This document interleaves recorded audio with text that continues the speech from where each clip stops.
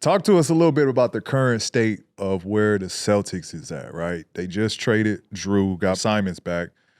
KP, they got off of. Now there's, I've heard stuff and seen stuff about, JB is maybe on the table, maybe not on the table.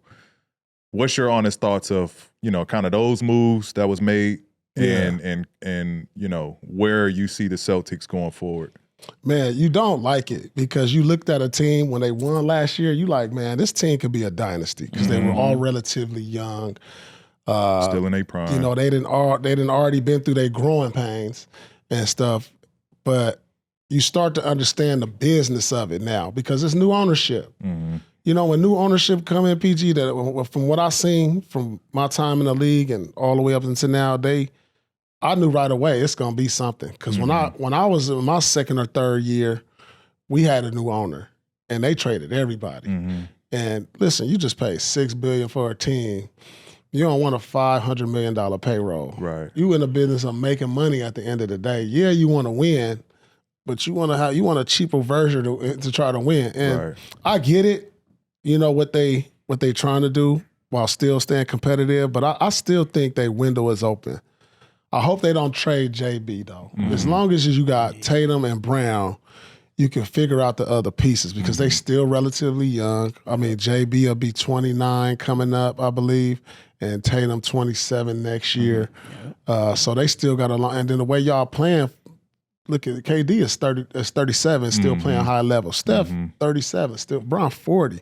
Even yourself in your 30s, y'all still play at a high level. So they are in their prime. So you can say for the next 6 years, let's see what's up with these two. Because when you look at OKC and what they did, they got a for sure MVP, all-star, and then you got a bunch of good players. If you can surround that around JB and Tatum, you just got to refigure it out now. Right. I think this is the year coming up to where you like, all right, this is a transition year. Let's evaluate everything. Yeah. Let's see how far or how close we are when Tatum comes back. So if they look at themselves and they like a 4 or 5 seed, okay, you add Tatum in that mix, they still a contender. Do you contribute like this stuff being the whole new CBA, right? The aprons now getting involved. Yeah. And how teams construct how owners construct their teams and stuff. You think that's what's, because you hear, I've heard, Kroenke talking about his Nuggets team, one injury away and shit, number 15 might be available.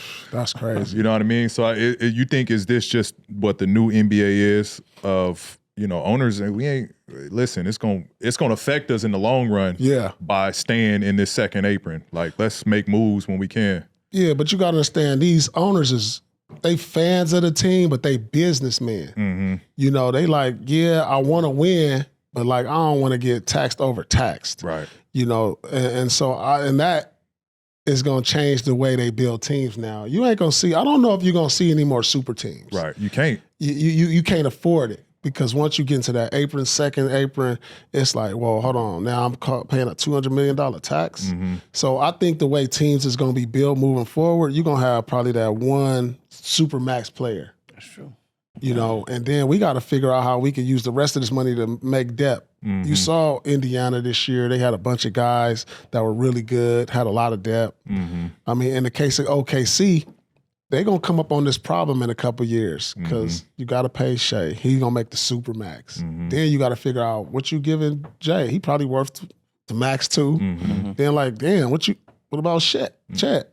Damn. Then what you going to do with the rest of these cats? Right. So they're going to get into a situation till they can run. It's going to be the end of dynasties, I think. You ain't going to be able to keep teams together like how Spurs and Golden State, the Lakers, you ain't gonna be able to do that no more. And that's why you see we have 7 new champions in the last 7 years. I don't know if that's ever happened. I no, it's never happened. Like I can name all the champions.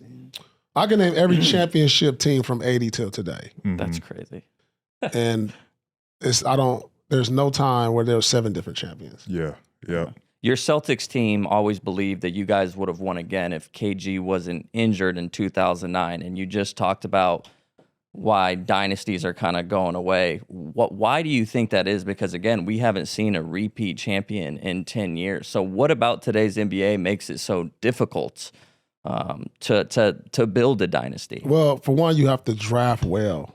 You know, all this, you know, getting guys in free agencies, there's only going to be a certain amount of teams that can get the free agents all the time, you know, like the Lakers or, you know, no tax state teams.